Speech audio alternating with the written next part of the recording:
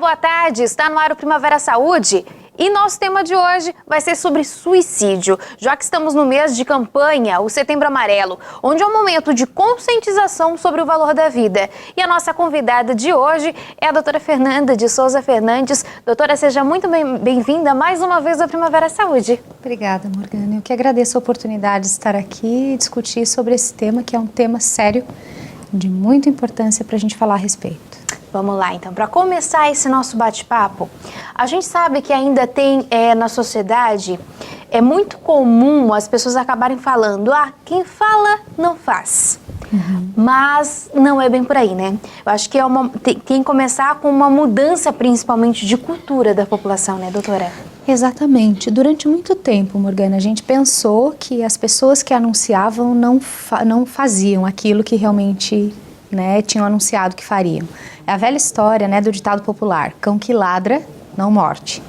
Nós sabemos, assim, com as pesquisas e pesquisas no mundo inteiro, não só no nosso país, que fundamentam aí toda a lógica de comportamento da nossa sociedade, mas não só no Brasil como fora do Brasil, a gente sabe que as pessoas que de alguma forma anunciam que estão cansadas da vida, que está difícil viver do jeito que está, que o melhor seria que morressem, essas são aquelas que apresentam um certo risco. Não necessariamente irão realizar a tentativa de suicídio, mas a gente sabe que isso é um indicativo bastante forte. E que se essas pessoas estiverem em sofrimento psíquico, essa possibilidade pode aumentar numa porcentagem aí bastante significativa. Agora, a pessoa que ela acaba cometendo um suicídio, ou uma tentativa de suicídio, por muitas vezes que elas acabam não conseguindo realmente chegar ao objetivo delas, graças a Deus em muitos casos, mas nesse caso, doutora, ela já vem com alguma doença, uma depressão, quem sabe, como exemplo?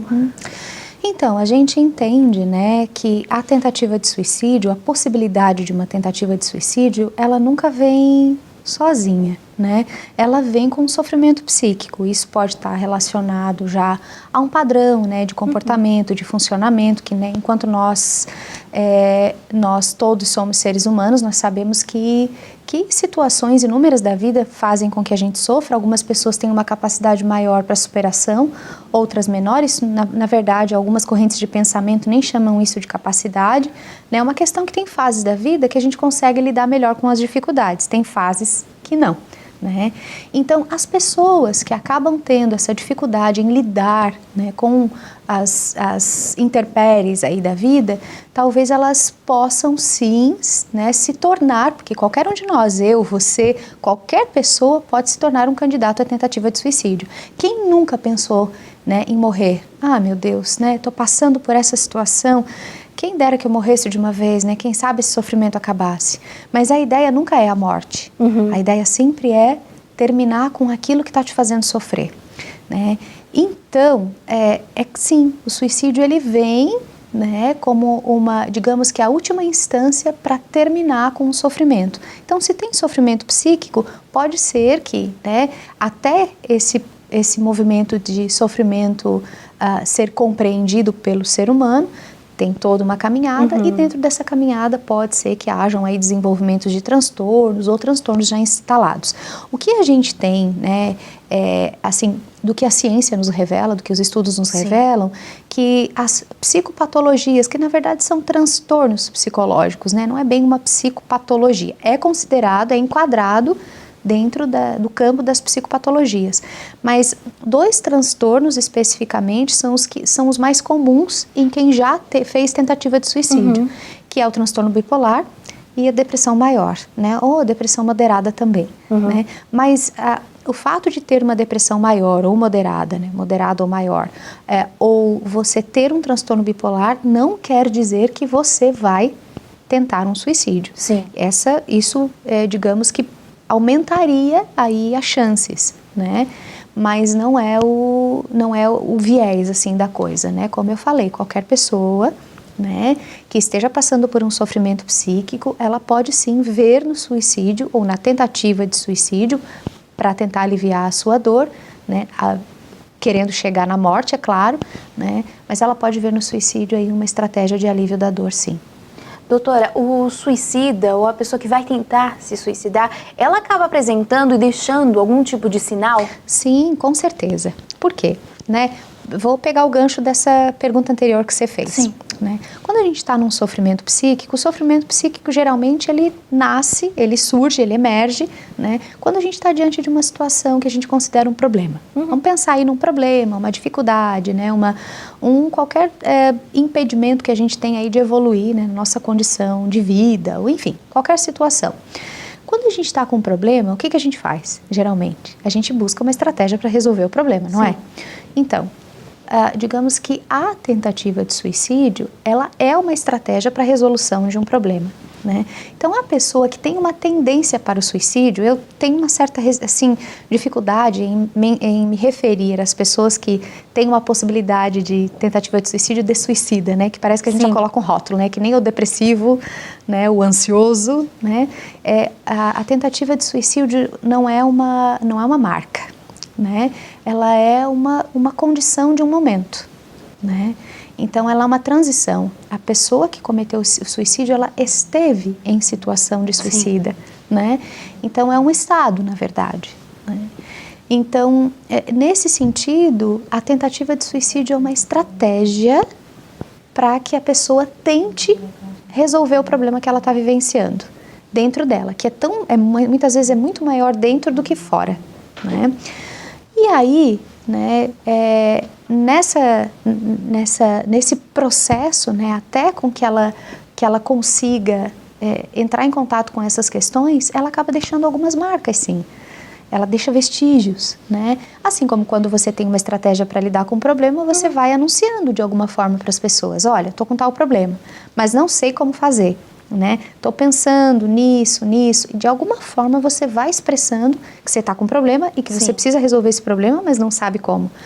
A pessoa que tem propensão para o ato de suicídio, ela vai demonstrar para a família por expressões corporais, faciais, palavras, algumas frases que são marcantes, né? Algumas até tem veiculado aí, né, na mídia, nas campanhas, como, essa vida está muito difícil, olha, está muito pesado viver desse jeito, melhor seria se não tivesse mais nesse mundo, se eu já tivesse partido, não sei por que tanta gente sofrendo com doença, por que Deus não me leva de uma vez, né? Carrego todo esse peso aí nas minhas costas, né?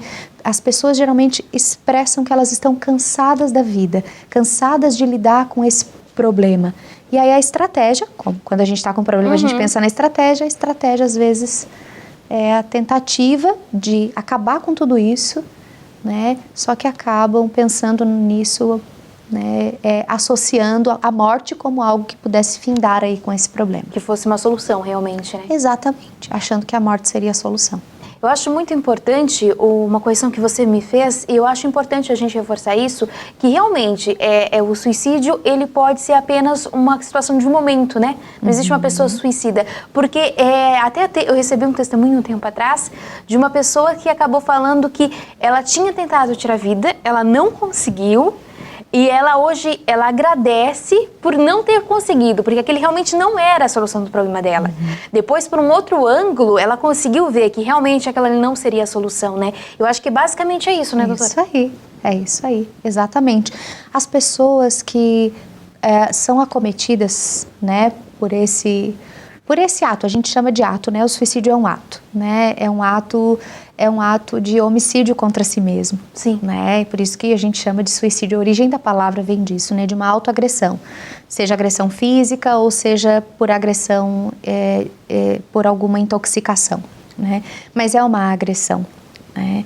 E geralmente quem é acometido por essa autoagressão, quando sobrevive a ela, quando volta, expressa extremo arrependimento, embora ainda esteja, né, as primeiras semanas, logo após a tentativa de suicídio, a gente pede sempre para a família ficar de olho, porque pode ter uma recaída, assim, do desespero, né, a condição psíquica, né, todas as alterações que o próprio ato ocasiona, né?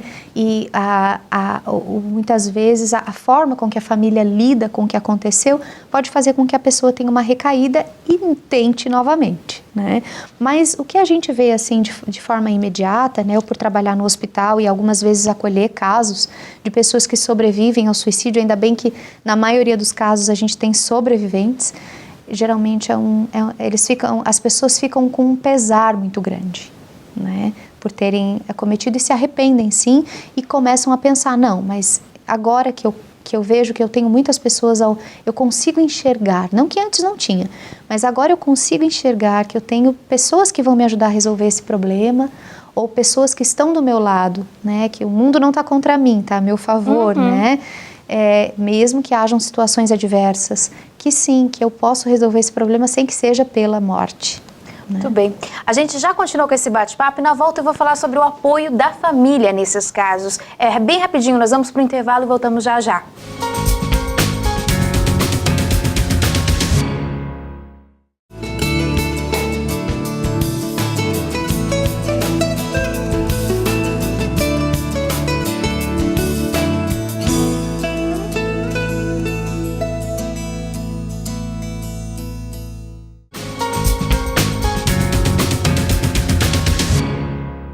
Estamos de volta, o tema de hoje é suicídio e eu estou recebendo a doutora Fernanda, que está nos ajudando a esclarecer um pouquinho mais sobre esse tema, né, doutora?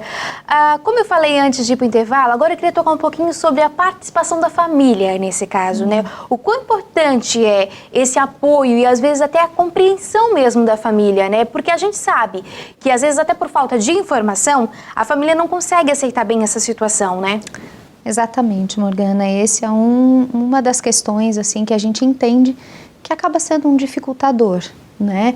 Nesse processo da compreensão, né, que a família tem do sofrimento psíquico, porque uma doença física a gente lida passando remédio, né, fazendo curativos, por mais que sejam de certa forma, mesmo que a família ame aquele ente querido, cuidar do outro, né, por mais que seja um ato de amor, também é um incômodo. Sim. Não um incômodo ruim, mas é algo que te faz sair da tua zona de conforto, né? Você tem que dedicar uma porcentagem da atenção do teu dia, do teu tempo, da tua vida, para olhar para aquele outro ser que faz parte da tua família, que é um membro familiar. Quando é para uma doença física, isso já é difícil, né? Te tira do comodismo. Sim. Né? Uma doença psíquica é ainda pior, ou um sofrimento psíquico é ainda pior, porque o sofrimento psíquico, historicamente, a gente entende que ele é algo que é do relaxamento do outro. Vai arranjar coisa para fazer, né? Vai lavar uma louça, vai limpar uma casa, né? Que isso passa num instantinho. Duvido quem é que tem um monte de compromissos que vai ter depressão. É só não pensar, né? Existem vários ditados populares que descrevem isso, né? Cabeça vazia, né? É uma bela oficina para a gente pensar só em besteira. Na verdade, a gente sabe que isso é uma questão cultural, mas isso precisa ser desconstruído. Exatamente. Também. O sofrimento psíquico, os transtornos psíquicos, eles são doenças da mesma forma que a gente tem doença no corpo físico. A diferença é que a doença é da alma. E aí, por ser uma doença da alma, não é um capricho do outro. Estar sofrendo não é um capricho, ninguém escolhe sofrer, ninguém escolhe estar depressivo, ninguém escolhe ser bipolar, nós construímos, nós desenvolvemos esses transtornos e pode ser qualquer pessoa, eu, você, todo mundo, né? Então, quando a família consegue olhar para isso, que o seu ser, seu ente querido, né, este ser que convive com essas pessoas, está em sofrimento e que precisa de auxílio, precisa de amparo, precisa de compreensão, precisa de ajuda, de tratamento, tudo fica diferente, né? E é claro que para isso é preciso conviver, que é o que as famílias têm tido maior dificuldade nos dias atuais. Com certeza. E conviver vem de viver junto. E viver junto é compartilhar tudo. Compartilhar a dor, compartilhar todas os ganhos que a gente tem, né? Conviver é estar transitando no ônus e no bônus da vida, né? Ou seja, compartilhar com essa pessoa o que ela tem, o que, né, ambos têm de sofrimento e o que ambos têm de alegrias, felicidades e ganhos, né? E isso é uma dificuldade muito grande que a gente vê, assim, que as famílias têm para lidar com quem sofre, né? E aí Dentro desse contexto, muitas vezes, a pessoa está infeliz, mas existe uma cobrança, né, de que a gente tem que estar o tempo inteiro feliz. Verdade. E aí o outro começa a esconder, né? E tem gente que tem desenvolve uma habilidade significativa em esconder. E esconde que não está bem. Esconde, né? Não, tá tudo bem, fulano? Tá tudo bem. Eu não tô muito legalzinho hoje, mas já vai passar, tá tudo bem, eu já vou lavar uma louça, né? Vou plantar algumas coisas ali no quintal e já vai passar. As pessoas não falam sobre o seu sofrimento. Olha, hoje eu acordei muito triste. Porque eu acordei, porque eu tive um sonho, porque eu pensei nisso, naquilo, nas minhas mágoas, nas minhas dores, nas minhas dificuldades. Não gostei do que o fulano me falou, que me magoou. Né? As pessoas não falam sobre isso. Sim. O fato de não falar sobre isso e chegar a dizer, né, olha, mãe, ou pai, ou meus filhos, eu fiquei tão triste com o que aconteceu, com o que você me fez, ou com o que o fulano, Beltrano me fez, ou com a perda que eu tive, sei lá, perdeu a casa, perdeu o carro. Tem pessoas que não conseguem lidar bem com as perdas, porque perder algo material também é uma perda, porque a gente se reconhece no que é material também, né? Teve qualquer perda, perdeu o emprego, hoje é a coisa mais comum no nosso país as pessoas perderem emprego, né? Não infelizmente, né? Exato, infelizmente, não ter condição de pagar as contas. E aí quando vem falar sobre a questão de que não sei até que ponto vale a pena viver desse jeito, devendo para todo mundo e se magoando com o que as pessoas fazem, as pessoas não falam sobre isso, né? Por que elas não falam? Porque falar sobre a morte ainda é um tabu. Exatamente. E doutora, com esse gancho que tu acabou colocando, dá pra gente puxar uma questão que o seu Paulo, que é o coordenador do CVV aqui em Criciúma, fala muito, e sempre que a gente se encontra ele acaba citando e frisando nisso, que as pessoas hoje andam tão nessa correria do dia a dia, que às vezes elas não têm mais tempo, perguntam, oi, tudo bem? Só que elas não param, daí falam, tudo, mas tudo bem mesmo? Tá tudo bem mesmo? Ninguém para mais para ouvir o outro, ninguém mais tem tempo para ouvir o outro e saber como o outro realmente está. Eu acho que tá faltando um pouco, às vezes, até mesmo de tu olhar pro teu amigo, pro teu colega de trabalho e ter um pouquinho mais de humano mesmo, de ser humano, de poder prestar atenção no outro, né? Exatamente. Exatamente. E se você passar por alguém, se você fizer essa pergunta que é clássica, né? Clássica. Oi, tudo bem? A gente já pergunta e já responde, né? Oi, tudo bem? Né? E aí o outro diz, olha, não tá tudo bem, né? E aí nós não esperamos que o outro diga isso, a gente sempre espera que o outro diga que tá tudo bem, mesmo que não esteja. E aí se o outro disser, olha, não tá tudo bem, eu tô até pensando em morrer. Aí mesmo que você corre léguas dele, você não vai querer ouvir porque você acha que não vai dar conta e não vai saber o que dizer para ele, né? E aí quando a gente para e fala, isso é uma questão assim muito da lógica psicanalítica, né? Sim. Freud dizia isso, que quando a gente fala, toda vez que você fala de uma dor, você cura ela mais um pouquinho, né? Então se eu tô pensando que a morte é a melhor saída, a melhor estratégia agora nesse momento para as minhas dificuldades, se eu falar sobre isso com alguém, talvez no falar, mesmo que o outro não me diga, né, algo, mesmo que o outro não me dê um conselho que eu possa realmente seguir, porque às vezes não é um conselho que a gente quer ouvir, né? Às vezes a gente só quer um ouvido para que a gente mesmo possa pensar, não, mas espera aí, eu não preciso morrer. Eu posso pensar em sair disso de uma outra forma. Questão do desabafo, né? Exatamente, e que as pessoas que a gente mais espera que nos ouça são os nossos familiares, não porque a gente quer chamar a atenção deles, mas porque a gente espera que eles, por nos conhecerem, vão nos compreender na mais profunda essência do nosso ser.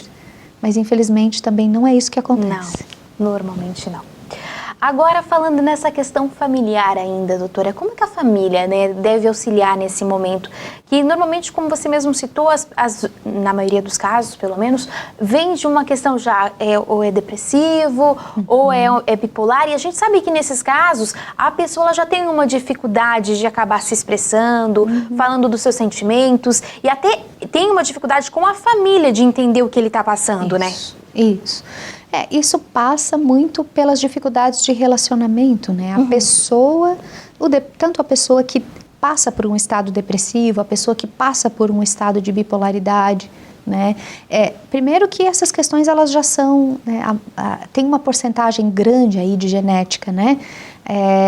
nós podemos desenvolver depressão, mas a nossa carga genética, né, se eu já tive pessoas depressivas na minha família, pessoas com transtorno bipolar na minha família, eu tenho muita chance de desenvolver depressão e bipolaridade. Então é claro que essa família já vai ser uma família com algumas fragilidades que trarão para essa relação, para esse relacionamento, essas dificuldades, essas limitações, essas barreiras, né, de relação. Porém, entender o que a gente gosta assim, sempre de conversar com as famílias, né? É uma lógica, né, que a gente sabe que um sábio da antiguidade já nos disse, né, que se a gente quiser encontrar felicidade, seja nas relações, seja em tudo que a gente busca na vida, a gente precisa conhecer a si mesmo. E essa máxima depois, muitas vezes foi repetida por outras palavras pelo próprio Jesus Cristo, né? Então, se a gente quiser encontrar, né, o divino que há dentro de nós, o pedaço de Deus que há dentro de nós, a gente deve buscar se conhecer, né? Então, essa busca por me conhecer, eu vou saber até onde eu consigo ajudar o meu familiar, até onde eu consigo ouvir. Se eu passo por estados depressivos, ora mais altos, ora mais baixos, né, ou a bipolaridade da mesma forma, eu vou saber como que eu funciono e até que ponto eu consigo dar conta de auxiliar, de escutar, de entender, de observar. Então, saber como é o funcionamento de cada um é o que mais possibilita uma comunicação de qualidade aí nesse meio familiar, né? E para a família também perceber, olha, fulano não está bem. Porque quando você se conhece, você consegue ver no outro, olha, eu conheço esse comportamento, olha, eu conheço esse tom de voz, né? Eu já vivenciei essa dor, eu já vivenciei esse desespero. Então, como é que eu posso te ajudar? Como é que eu posso te auxiliar a dar conta disso? Né? Porque quem passou na pele, Morgana, é a melhor pessoa que tem para nos ajudar a lidar com o nosso sofrimento. Muito bem. Nós vamos para mais um intervalo, então bem rapidinho, voltamos já, porque o papo tá muito bom aqui.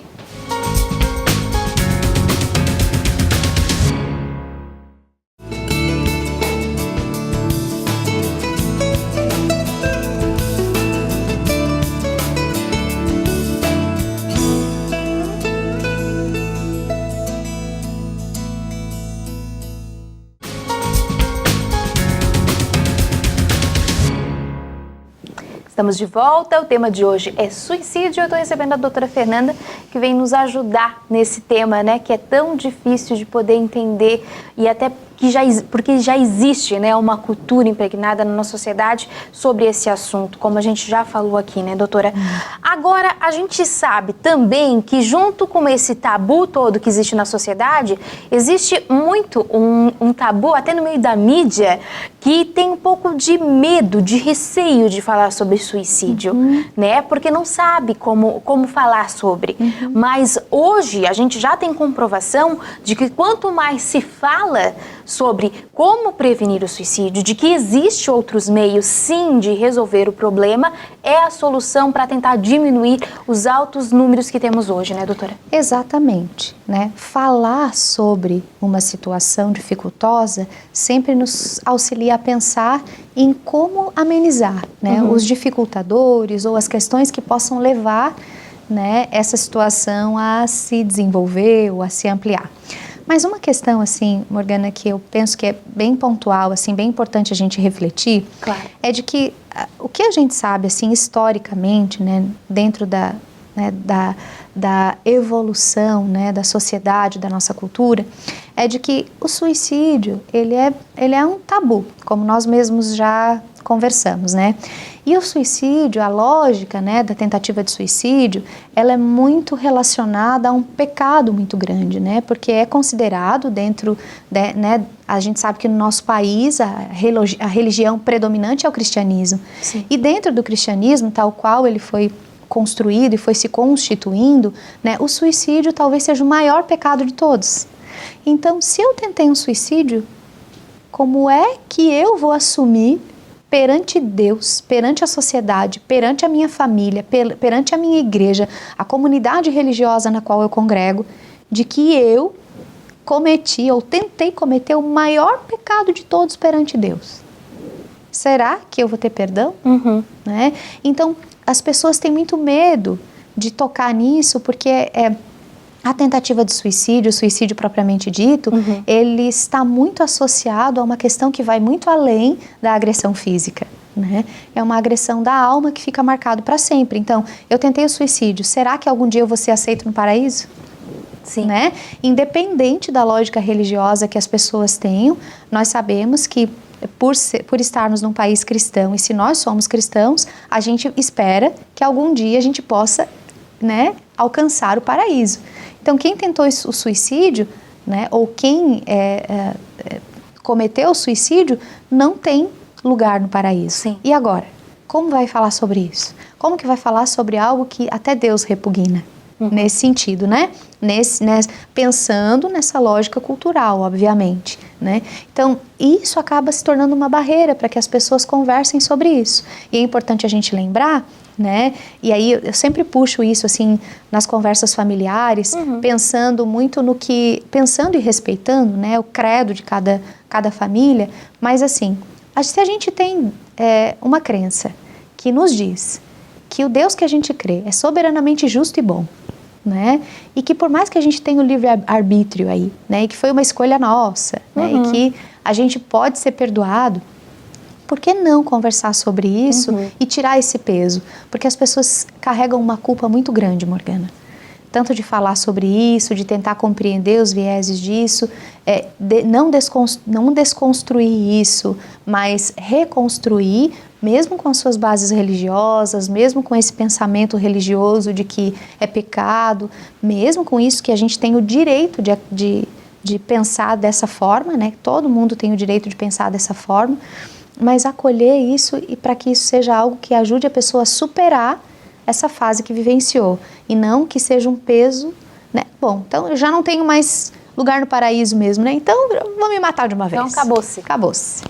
Agora vamos trazer um dado aqui da Organização Mundial de Saúde, que divulgou que o Brasil é o 4º em crescimento de suicídios na América Latina. E fez um alerta que mais de 800 mil pessoas cometem suicídio por ano no mundo. Isso representa uma morte a cada 40 segundos. É muito alarmante. Esse é um dos últimos dados, ele é um pouquinho antigo, mas mesmo assim ainda é muito atual. Infelizmente, né, doutora? Sim, sim. A gente sabe que a questão da tentativa de suicídio tem se ampliado e por isso que a gente tem trabalhado tanto em cima de campanhas, né, para conscientizar, para as pessoas falarem sobre isso, falar sobre a morte, que não é para a gente correr da morte, né, até porque não tem como a gente correr dela, um dia ela vai chegar para todos nós, mas o natural é que ela chegue dentro de um processo natural, né, a morte é uma etapa da nossa vida e a gente não tem que antecipar essa etapa, da mesma maneira que a gente não deve antecipar a velhice, né, que também é uma etapa da vida que vai chegar, né, mas conversar sobre todos os fatores que estão relacionados aos sofrimentos que fazem com que a gente pense, né, em acabar com a nossa própria vida é fundamental para que a gente diminua esses índices, né? Que as famílias também conversem sobre isso, que não tenham medo de falar sobre isso, né? Mesmo que você considere que o suicídio é um pecado, converse sobre isso, né? Fale sobre isso, não é algo que a gente deva carregar como um sentimento de culpa ou os pais acharem, né? Ai, o que eu fiz de errado, né? Onde foi que eu errei na educação do meu filho para ele tentar o suicídio, né? Que a gente sabe que adolescentes, jovens, pessoas idosas, né? Mulheres da meia idade, homens idosos, né? São faixas etárias, né? Que são muito propensas, né, à tentativa de suicídio. Tem suicídio em crianças também, mas é muito mais comum entre adolescentes, jovens, pessoas da meia idade e as pessoas da terceira idade, né, principalmente homens da terceira idade, né, que tem uma certa dificuldade em lidar, né, com essa fase da vida, com as limitações da fase da vida, o peso que se sentem, né, com relação aos filhos, né? Agora meus filhos vão ter que me cuidar, como que vai ser, né? Não consigo mais ter relação sexual como eu gostaria, então agora, né? Para que viver desse jeito, né? Então, são muitos os fatores. Então, conversar sobre isso, que existem possibilidades, existem saídas, sempre existe. Sempre existe uma possibilidade para os nossos sofrimentos, para as nossas dificuldades, né? Então, o que a gente tem buscado nessas campanhas é isso, conversar sobre isso, nos dá uma condição para que a gente busque auxílio para amenizar, aliviar esse sofrimento que esteja fazendo com que a gente pense que a saída é a morte. E falando nisso, doutora, nessa questão dessa prevenção, é importante a gente ressaltar aqui que hoje existem diversos canais disponíveis para que a população possa procurar ajuda, né? Exatamente. Aqui em Criciúma, por exemplo, temos a Unesc, que vem com uma estrutura muito bem feita para atender a população, tem o CVV, tem diversos órgãos que estão realmente preocupados com essa causa, né? Exatamente, exatamente. Que não só estão ali para nos ouvir, né, para ouvir as nossas angústias, né, as nossas qualquer demanda, né, que esteja em emergência com relação a essa questão de qualquer pensamento, né, que faça com que a gente idealize aí, programe, porque a pessoa que faz a tentativa ou que se suicida, ela sempre tem uma programação, né, e sempre que há, né, essa tendência, amanhã vai sair todo mundo de casa, já vou aproveitar e vou, né? Liga para o CVV, entra em contato com os órgãos, né? A rede de saúde também pública, né? Vai na unidade de saúde, conversa com a enfermeira da tua unidade de saúde, diz para ela, olha, eu estou num processo de sofrimento tremendo, estou até pensando em me matar, né? Seja claro, você não precisa ter receios de falar sobre isso e usar palavras que as pessoas não consigam compreender o que você está sentindo, né? Pode dizer o que você está sentindo, que é a melhor maneira para as pessoas entenderem, né? Eu tenho uma frase, né, que uma vez foi uma frase de campanha do INCA, né, do Instituto Nacional do Câncer, que diz assim, informação pode salvar vidas. Verdade. Então, um bom diálogo, bem informado, né, em que a gente expresse o que a gente está sentindo, pode salvar vidas, inclusive a nossa vida também. Com certeza. Doutora Fernanda, queria agradecer muito você ter aceito o convite, participado do Primavera Saúde mais uma vez, e eu deixo esse espaço para você fazer suas considerações finais, então. Eu que agradeço. Eu agradeço mais uma vez a oportunidade, a todos os telespectadores. Eu deixo a dica, né? Procure a unidade de saúde do teu bairro, conversa com a enfermeira, né? Entre em contato com o CVV, entre em contato com as clínicas integradas da Unesc e outros serviços da nossa região também que proporcionam, né, esse acolhimento. E lembre-se que se você está aqui e agora, onde você está, é porque é para você estar aqui agora onde você está. Então fica